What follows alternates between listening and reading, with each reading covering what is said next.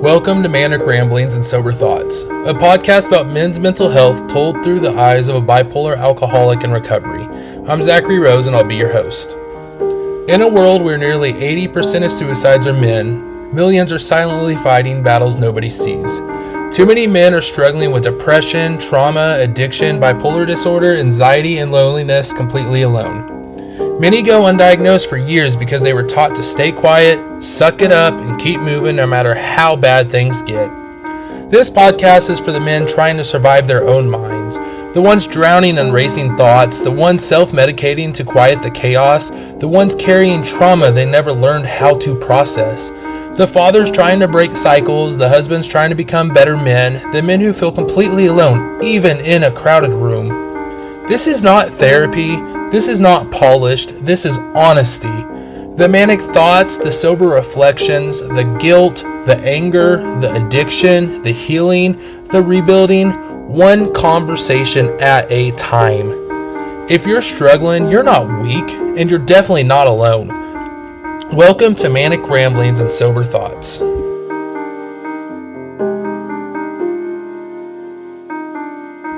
Hey guys, I already ended the episode before I remembered I was going to do this, but I have a little video I'm going to play at the end, so please stick around for it. That's all.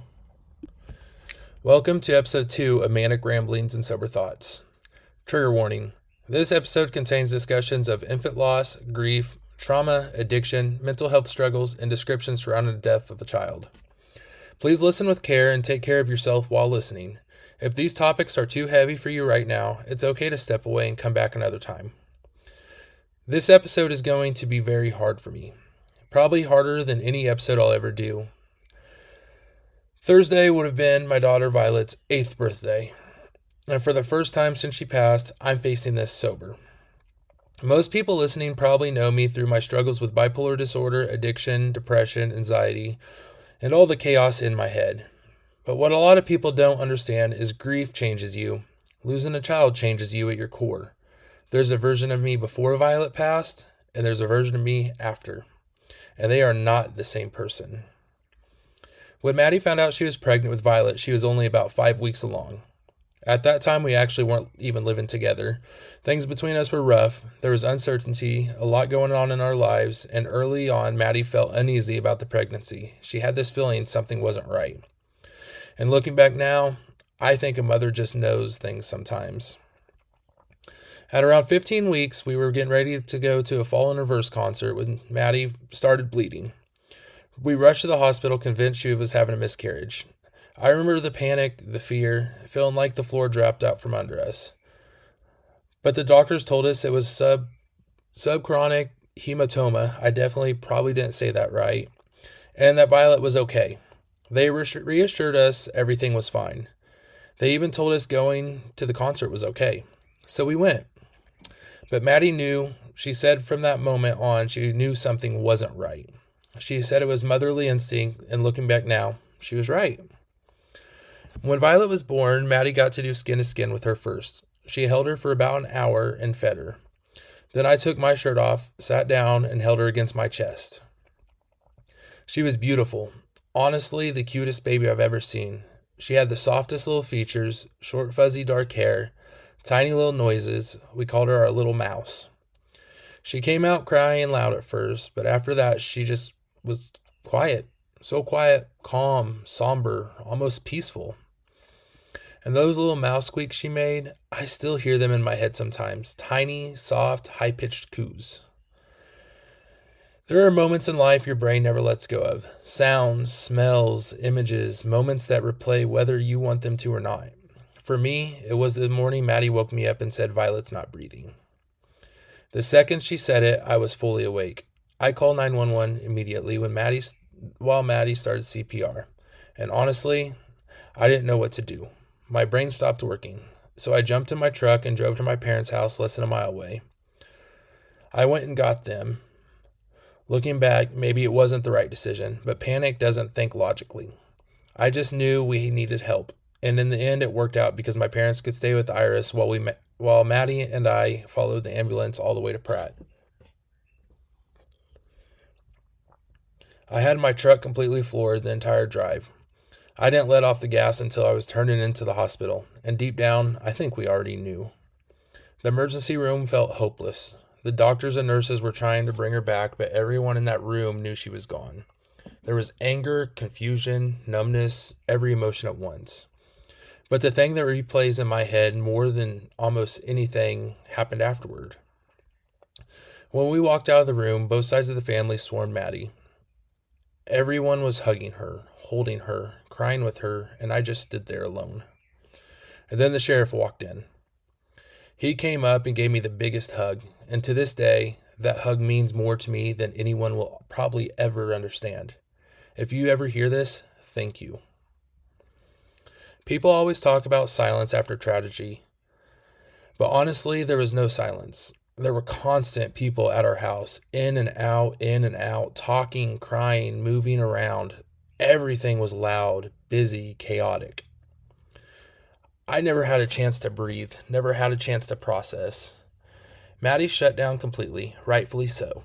She stayed in her room that morning, and people kept wanting to go see her, but I kept everyone out. I just felt protective over her.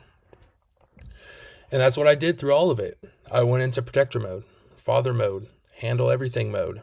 I didn't cry. I didn't shut down. I shoved it all down deep and took care of things because I thought that's what being a man was. No one forced that on me. I did it to myself. My dad tried calling the funeral home, but he was so upset he couldn't talk. So I took the phone, I handled the arrangements, and at the funeral, I carried Violet's casket myself. Down the aisle, out the doors, into the Suburban. And I can still feel it. It was so light physically, but somehow the heaviest thing I've ever carried in my life.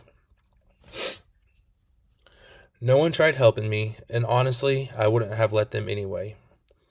I remember seeing that tiny casket and just thinking there should never be a reason for something that small to exist.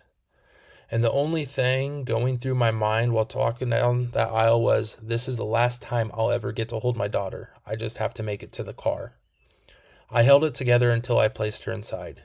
Then I turned around, found Maddie, hugged her, and broke. When I looked up, we were surrounded by people. One thing that always stuck with Maddie and me happened while planning the funeral. The day Maddie went into labor, we changed her name to Violet Jayde Rose. And later, when we went to the flower shop, we asked for violets for the service. And the woman there told us something I'll never forget. She said violets wouldn't work because they don't survive outside their environment. And that hit us hard. Because somehow, that felt like Violet. She wasn't meant to stay here long. She came here for a purpose. She changed people. She saved lives through her heart valves. She spared other families from feeling the pain we felt. She was only here for 3 weeks, but she mattered. She mattered so much. And now she's our guardian angel. For a long time after she passed, I was angry at God. Honestly, angry enough that I stopped believing completely. And that's also when the drinking got bad. People were at our house almost every night, and I drank and drank and drank. I used alcohol as an escape because I didn't know how to face what happened. And the craziest part is I avoided talking about Violet for years. It took over 7 years before Maddie and I finally had a real conversation about everything. 7 years. That's what happens when grief gets buried instead of processed. And I think that unresolved grief fed everything else. My addiction, my bipolar symptoms, my emotional instability, my need to escape my own brain. This birthday is different though. This is the first birthday I'm facing sober. No alcohol, no numbing myself, no escape hatch. And honestly, that terrifies me. Because without alcohol, you feel all of it. All the guilt, all the sadness, all the anger, all the memories. But I also know now that grief doesn't disappear just because you avoid it. At Violet's service, a family friend read a poem that still destroys me every time I hear it. To Mom and Dad. I barely got to kick my legs and smile into your eyes. You barely got to change my pants or hear my tiny cries. But I am yours, and you are mine, and have been from the start. I could feel your love for me deep within my heart. I'll be waiting for you there, and we will meet someday. I'll introduce you to the Lord. These are my folks, I'll say. I want you to remember me as a gain, not a loss. Remember me with my fingers and my toes. With love from Violet Jayde Rose. When I watch all my kids grow up, Iris, Ivy, Daxon, and Jude, I think about the life Violet should have had too. The birthdays, the school concerts, the arguments, the laughs, the chaos. I catch myself wondering where she would fit into all of it. What her voice would sound like now. Which one of her siblings she'd be closest to. What kind of sister she would have been. And even Ivy talks about her despite never meeting her. That's how loved Violet is. I think she would have been the sweetest little girl. And if I could tell her anything today, I'd tell her mom and dad love her so much it's physically hurt sometimes. And I'd tell her she's a hero. If there's another father listening to this who has lost a child, please, please hear me when I say this. You do not have to be Superman. You do not have to carry everything alone. You do not have to suppress your grief to be a man. Take time to grieve. Let yourself break.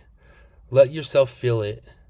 And please, do not tell grieving parents it'll be okay. Because the truth is, it won't. There will always be a piece missing. I don't think grief ever gets smaller. I think you just learn how to carry it. Happy birthday, Violet. Dad loves you. Mom loves you. Your sisters and brothers love you. And no matter how much time passes, I'll always be your dad. This has been another episode of Manic Ramblings and Sober Thoughts. Thank you very much.